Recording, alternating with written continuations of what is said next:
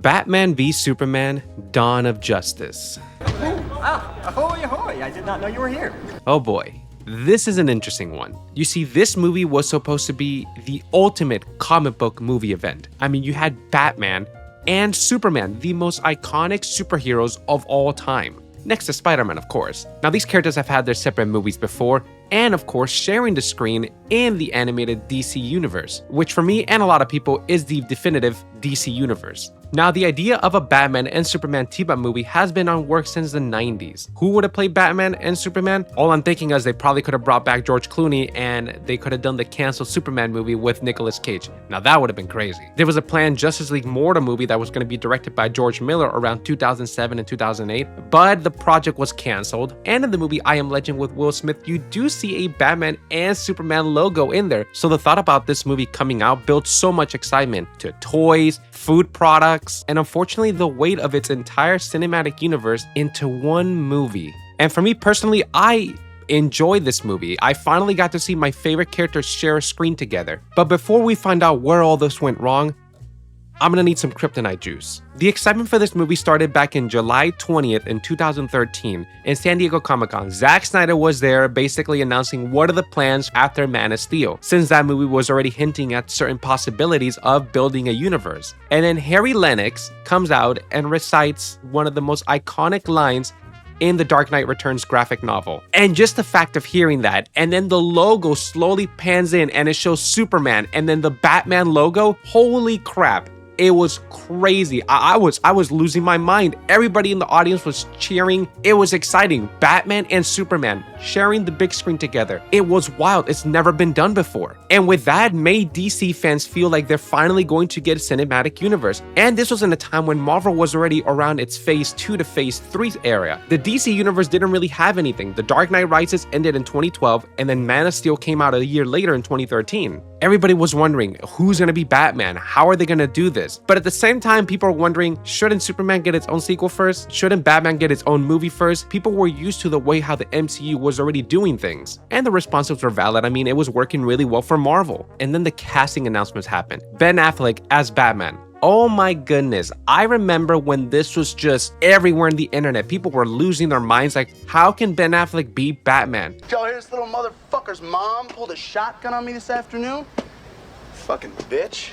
They were judging him off the Daredevil movie, which for a lot of people weren't really big fans of. And then it happened. Zack Snyder showed Ben Affleck in the Batsuit and the Batmobile in black and white. Holy crap, this image was breaking the internet. It was everywhere in the news. The suit was beautiful. It was an actual copy and paste of the comics for the first time in DC movies for Batman. They did have some cool promotions again. They had the Batman and Superman cereal, which they were delicious, mind you. The Superman one was a caramel flavor, and then the Batman cereal was shaped as bats, and it was a strawberry chocolate flavor. Now, of course, it's being a Batman and Superman movie, there were toy merchandises for it. And I'll be honest, it's actually one of the weakest ones in my opinion. I really didn't like any of the figures in this line. They all just seemed very, I don't know, kind of ugly. Of course, that got rectified in my opinion when McFarlane got the license for the DC universe, but I did end up getting the tactical Batman suit that he wore in the Justice League movie and the 100s Warner Brothers Batman movie collection, which was a pretty awesome set. So after all these years, I decided to go ahead and rewatch this film one more time, but not the theatrical cut, the Ultimate Edition, which,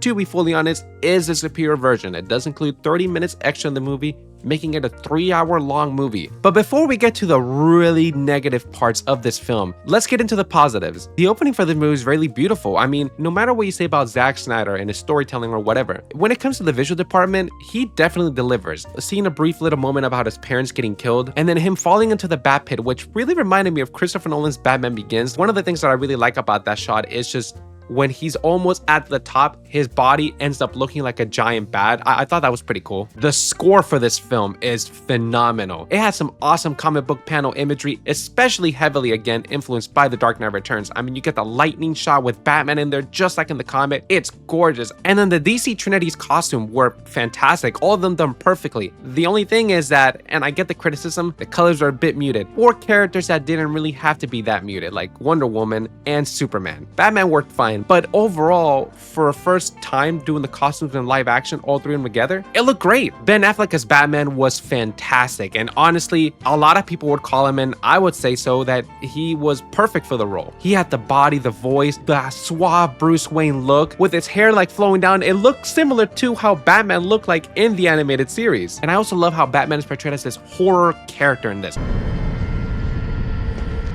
Whatever you do, wherever you go, I'm watching you.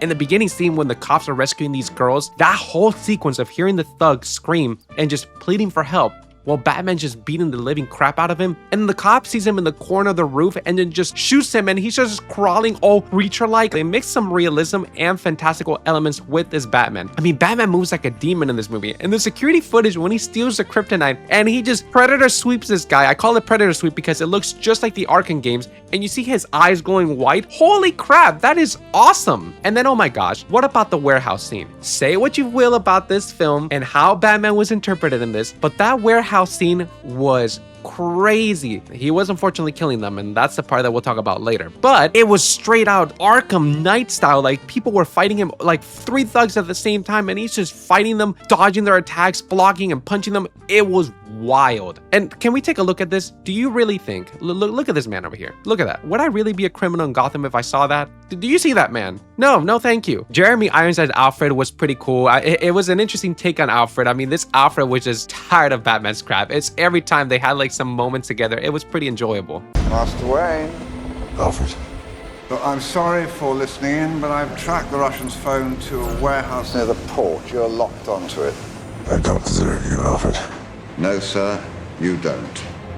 Henry Cavill's Superman, I loved him. I enjoyed him a lot in Man of Steel. Aside from Christopher Reeves, which is Superman, Henry Cavill will be coming in second. He made me feel like I was watching Superman from the animated series in terms of looks and even how he was acting. But I feel like with his Superman, with all the criticism that he gets, it works. I mean, he's supposed to be a symbol of hope. I get that. Imagine just coming down here and just trying to live your life, and your very existence is making people question who you are, have you hate yourself, and telling you to go home, get out of here, no one needs you. I mean, yo. And no matter what you do to save people, everybody's just so ungrateful and they just treat you like crap. That's pretty rough. And in a realistic world setting, I mean, Superman's not always going to be smiling every time. I know it's a controversial take possibly, but really think about it. Like, taking off the glasses, he kind of has the right to act that way. In the end of it, he's actually the most human character in this film. And he's held as a god. He cares about the ordinary citizens. He cares about the people of Gotham, which makes him question what Batman is doing over there. He feels guilty for just existing because everybody thinks he's a threat when he's really just trying to live a normal life. This is a Superman that is losing his hope because of how he's being treated. No one stays good in this world.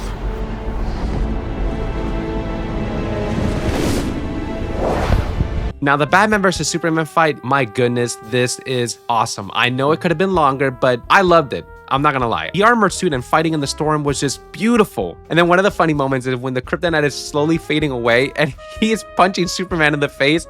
Superman's just looking like, all right, bro, is that all you got? And Batman's like, oh shit, like, hold on, no, let's calm down, bro. I was just kidding. It's a prank.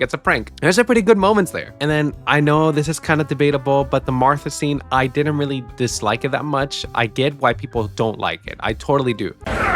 What's your mother's name? Martha. My mommy's name is Martha, too.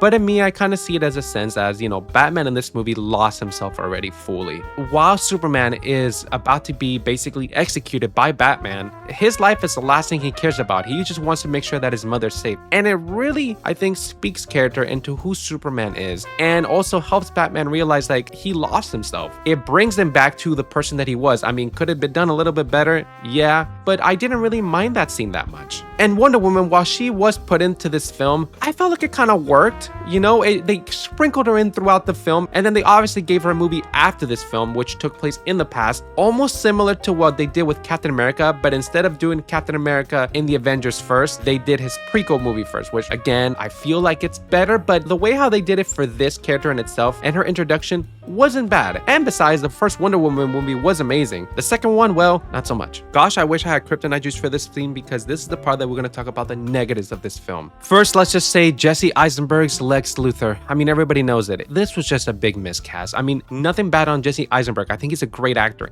And he portrays a villain, not Lex Luthor, but a villain really well. I don't know how to lose.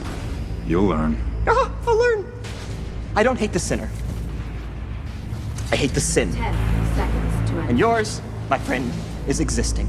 Lex Luthor isn't a twitchy, nervous, eccentric scientist. He's somebody that's always controlled, even in the most dire situations. I mean, the best representation of Lex Luthor is, of course, the Superman animated series. That is the perfect Lex Luthor. Somebody who obviously hates Superman and wants to see him perish, but at the same time can also respect the character in certain moments. But the character just ends up almost feeling a combination of the Riddler and the Joker. And then his Batman's brutality. He is just branding criminals, literally killing them, using weapons, stomping on them with the Batmobile. Like, what? I do love my gritty Batman stories. I'm totally up for that. I love my dark Batman. I do prefer darker Batman than the lighthearted Batman. And I feel like the branding in a sense could work, but then when he just doesn't give a damn about people dying at all, no, you're literally destroying Batman's character. It does not work. Now, this Batman isn't the first that has killed in live action. I mean, Michael Keaton's Batman did kill. I mean, remember Batman Returns and he straps that guy's bomb to his chest and he just blows up. Then there's a nightmare sequence and it's pretty cool. It's frightening. You see the parademons, the Omega symbol, but then there comes this portion of it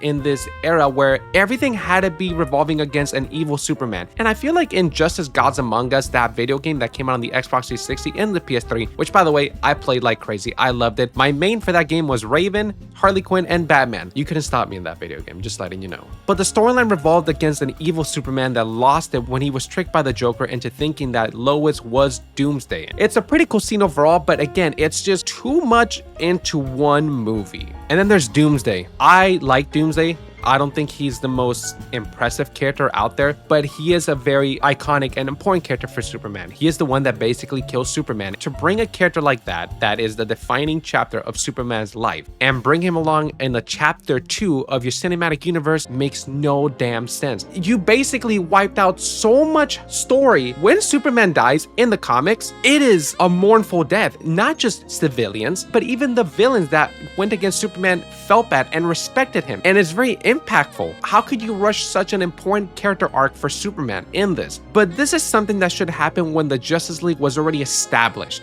Iron Man's death felt heavy because he was built up from the beginning, and then sacrificing himself in Endgame was a massive payoff. Now, can you imagine if they actually fleshed out Superman's character in a series of movies, and then we actually ended up getting the Doomsday death scene? Blessed art thou among women, and blessed is the fruit of thy womb, Jesus. Holy Mary, Mother of God, pray for us sinners, now and at the hour of our death. Amen. The scene is beautiful, by the way, when they're pulling Superman out, you know, and they're giving it a very religious meaning. And honestly, it was a very beautiful scene, shot-wise. It was just done too early. The movie basically feels like a phase 3 already, instead of being a phase 1. While it's really awesome seeing a grittier, older Batman, it takes away so much from the story that we basically missed out. I mean, Robin's already dead in this film. We've already seen the Bat family dismantled. It just felt like they were trying to play catch up so much. I mean, hell, Superman never even got a sequel for himself. Now, after this movie, we're apparently going to get a Batman Ben Affleck solo film. There were talks that it was apparently going to take place in Arkham Asylum, and the main villain was going to be Deathstroke. There's test footage of that, and it never went anywhere. On the bright side, we ended up getting a Batman solo movie called The Batman, but despite all that stuff, I, in the end, really enjoy this film. And when Superman did get killed by Doomsday, it did affect me. I was crying in the movie theater. I'm not gonna lie, I really was. I don't know if that was because I was just so sad that it happened, or the fact that they just totally destroyed a beautiful character arc. Who knows? And if you guys enjoy these type of videos where we took a look back at certain movies, video games, anime, and just pop culture in general, go ahead and check out the rest of the channel. And like Lex Luthor says, The red capes are coming. The red capes are coming.